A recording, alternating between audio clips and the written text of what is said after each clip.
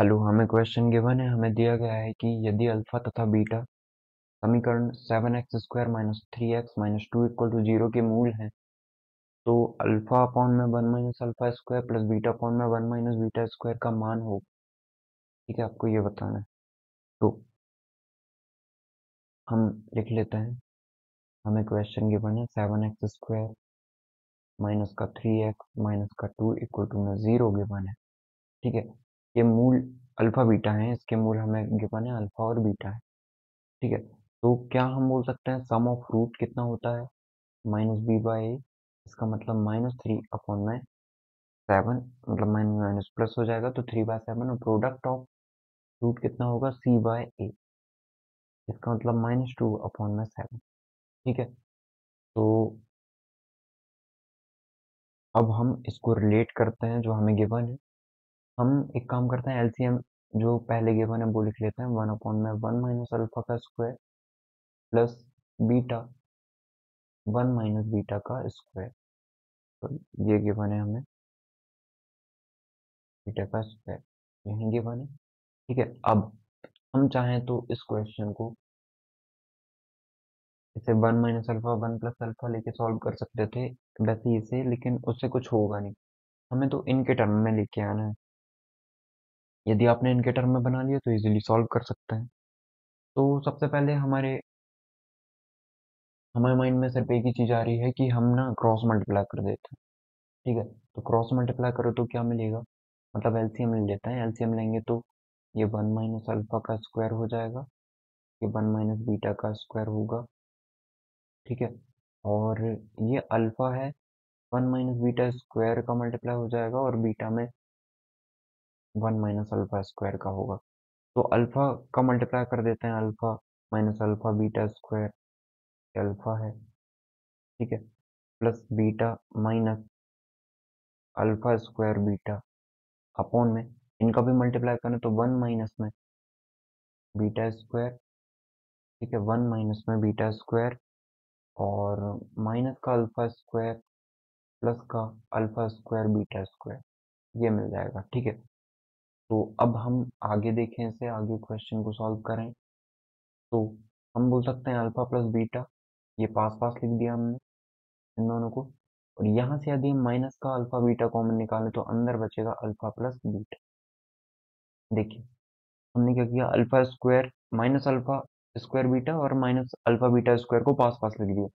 दोनों से alpha beta common निकल सकते हैं, बिल्कुल निकल सकते हैं। माइनस कॉमन निकाल लिया मतलब दोनों टर्म प्लस में बन जाएगी।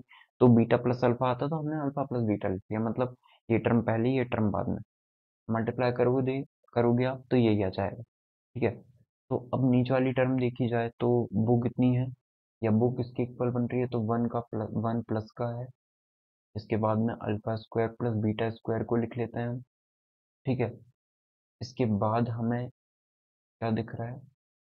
एक सेकंड, 1 का इस पूरे में कर दिया, माइनस अल्फा स्क्वायर का इस पूरे में, तो 4 टर्म बनेगी।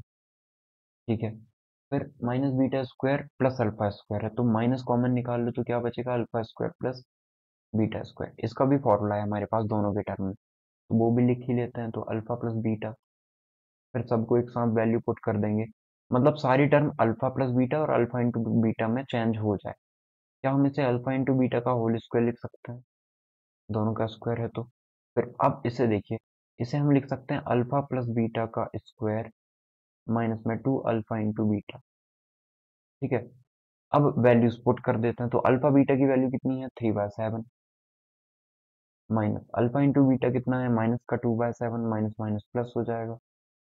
अल्फा प्लस बीटा है 3/7 अपॉन में 1 प्लस अल्फा इंटू बीटा का स्क्वायर, मतलब 2 का 4 और 7 का 49, इसका स्क्वायर कर दिया, माइनस अल्फा प्लस बीटा का स्क्वायर, इसका मतलब 3 का स्क्वायर 9 और 7 का square 49, minus 2 into alpha into beta का मतलब 2 का मल्टीप्लाई अल्फा इंटू बीटा में करेंगे तो 2 माइनस माइनस तो प्लस 2 हो जाएगा, 4 अपॉन में 7 आ जाएगा। ठीक है, अब इनको सॉल्व कर लेते हैं आगे। तो ये हो जाएगा 3/7 प्लस में 3 मल्टीप्लाई टू 6 अपॉन में 49, फिर होल के अपॉन में 1 प्लस 4/49 माइनस का, अंदर इनको सॉल्व करेंगे तो 49 एलसीएम, ये 9 और ये 28। ठीक है, कितना आ जाएगा? इसको और हम यहाँ पे देखें तो इनका एलसीएम भी 49 आ जाएगा, यहाँ जाएगा 21 प्लस का 6/में, इन सब का एलसीएम हम 49 ले लेते हैं। ठीक है, तो ये 49 प्लस का 4 माइनस का यहाँ कितना बचेगा, 9 और 8 37, माइनस का 37, 49 से 49 कैंसिल आउट कर देते हैं। बाकी की चीज़ यहाँ पे देख लेते हैं। ठीक है, तो ये आ जाएगा 27/में, नीचे बन रहा है 53 माइनस 37। ठीक है, तो वो रफ में यहाँ कर लेते हैं 53 माइनस 37, 13 13 में से 7, ये इतना ही आ जाएगा ना।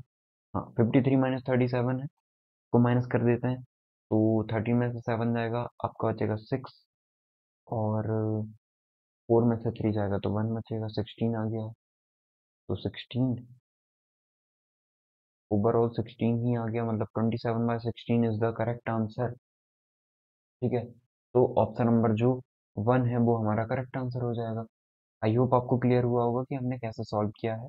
इजी क्वेश्चन था, बस आपको क्लिक करना चाहिए कि हमें उसी में से कुछ बनाना पड़ेगा। वो कैसे बनाना है, वो आपको याद रखना है कि हमें अल्फा प्लस बीटा की वैल्यू पता है और अल्फा इंटू बीटा पता है, तो दोनों यदि हमें पता है तो दोनों के हिसाब से हम टर्म को बना लेंगे, तो हमारा आंसर आ जाएगा। आई होप आपको क्लियर हुआ होगा। थैंक